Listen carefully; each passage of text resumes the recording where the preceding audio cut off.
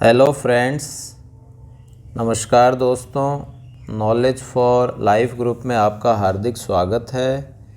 Welcome. तो दोस्तों, previous video में हमने आरएसआर का एक टॉपिक लिया था, अवकाश।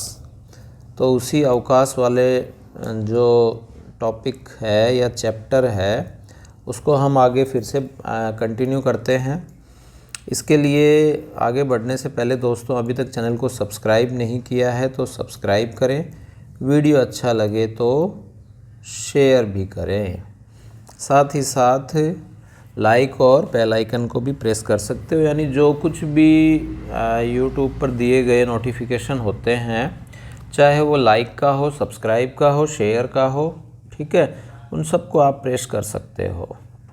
तो दोस्तों, प्रीवियस वीडियो में हमने अवकाश से संबंधित नियम 57, नियम 58 और नियम 59 इनके बारे में हमने पढ़ा था। आज हम इस नियम 59 को ही आगे कंटिन्यू करते हैं कि नियम जो 59 है उसके अनुसार यह माना जाता है कि अवकाश जो है वो आधार तो है आपके छुट्टी का, लेकिन वह अधिकार नहीं है।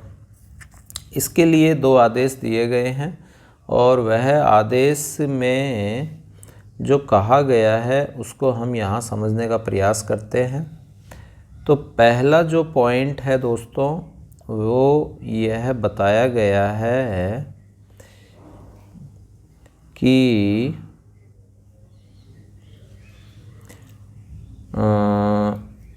वित्त विभाग को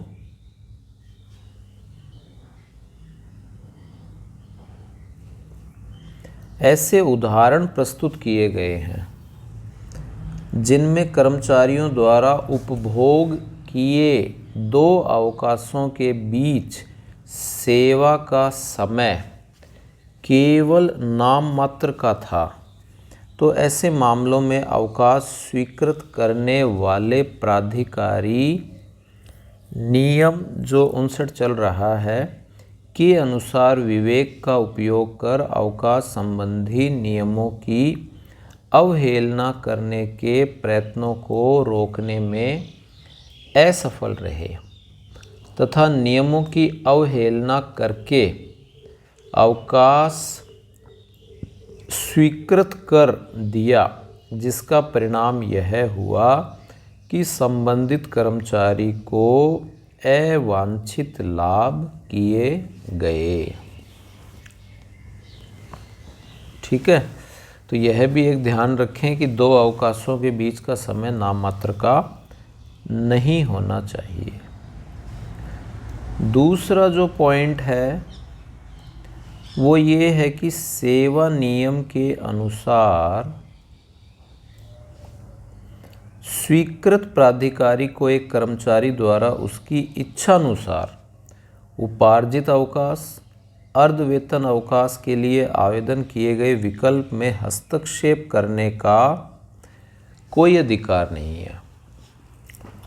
जब एक बार अवकाश स्वीकृत कर दिया जाता है तो उसकी निरंतरता को दो प्रकार के अवकाश के रूप में समझा जाकर एक प्रकार के अवकाश में नहीं बदला जा सकता है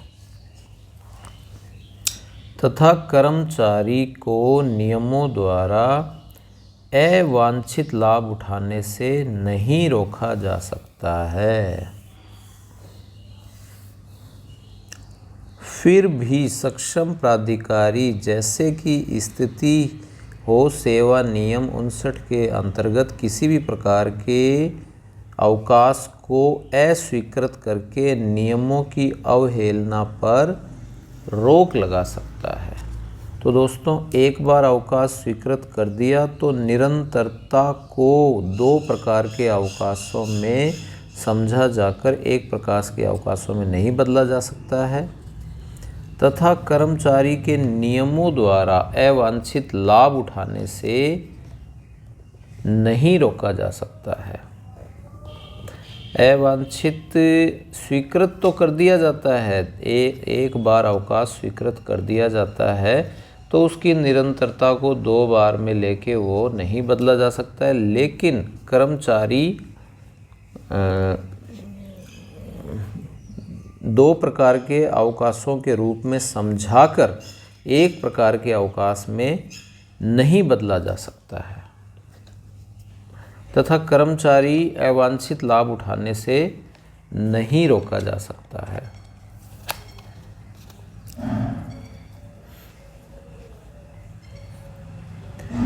तो ऐसे नियमों की अवहेलना पर रोक लगाने के लिए यह सुझाव है कि निश्चित करने के लिए कार्रवाई की जानी चाहिए। ऐसे मामलों में जिन कर्मचारियों की सेवा के अल्प समय में ही किसी नए प्रकार के अवकाश के आवेदन किए हों, सावधानीपूर्वक उसकी जांच की जाए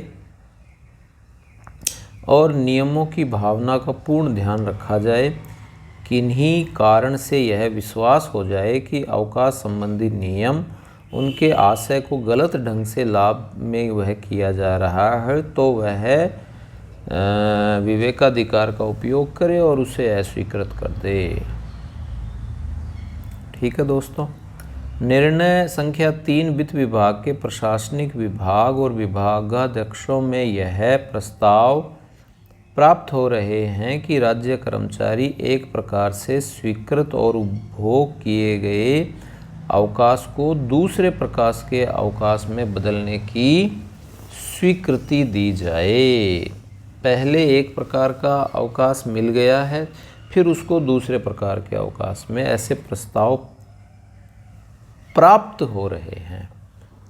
इस प्रश्न पर विचार किया जाए कि राज्यपाल महोदय ने प्रसन्न होकर आदेश प्रदान किए हैं कि ऐसे मामलों में जिस अधिकारी ने अवकाश स्वीकृत किया था, अवकाश को पूर्व प्रभाव में बदला जा सकता है। अवकाश उसे प्रथम बार स्वीकृत करते समय शेष एवं देय था, किंतु शर्त यह है कि अवकाश बदलने का प्रार्थना पत्र अवकाश समाप्ति के 3 माह तक प्राप्त हो गया हो। यह भी आदेश दिया जाता है कि एक प्रकार के स्वीकृत अवकाश की अन्य प्रकार के अवकाशों में बदलने में यह शर्त रहेगी, अवकाश वेतन का समायोजन अंतिम रूप से स्वीकृति अवकाशों के वेतन से कर लिया जाएगा। अर्थात यदि अवकाश वेतन के रूप में राशि का भुगतान अधिक कर दिया गया हो तो वह वसूल कर दी जाएगी, कोई राशि बनती है तो भुगतान किया जाएगा। तो दोस्तों बड़ी ही इंटरेस्टिंग बात ये ध्यान रखें कि यदि आपने स्वीकृत कोई अवकाश किया है और वह अवकाश यदि सक्षम प्राधिकारी द्वारा दे नहीं है तो दूसरे प्रकार के अवकाश पर हम यह आवेदन कर सकते हैं। कोई लेन देन का मामला हो तो हम वह भी देख सकते हैं। तो बढ़िया पॉइंट, ध्यान दें।